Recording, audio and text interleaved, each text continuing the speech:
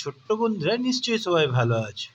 চলো আমাদের এই ছোটদের ক্লাসে বর্ণ পরিচয় থেকে তোমরা কতটা মনে রাখতে পেরেছো সেটা নিয়ে একটু আলোচনা করব।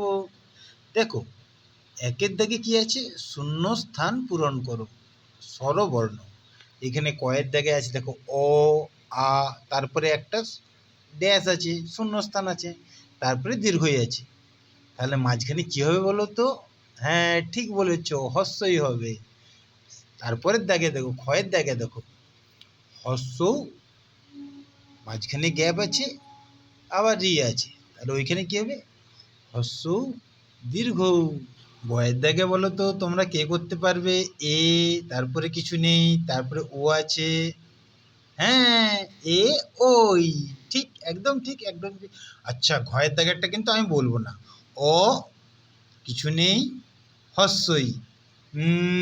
হ্যাঁ, আ হবে। এবার শেষেরটা তুমি তোমার মাকে কিংবা বাবাকে বলে দিও। আ, তারপরে কিছু নেই, তারপরে দীর্ঘই। এটা কিন্তু আমাকে বলার দরকার নেই, মাকে বলে দিও। ওকে, ভালো থেকো সবাই, টাটা।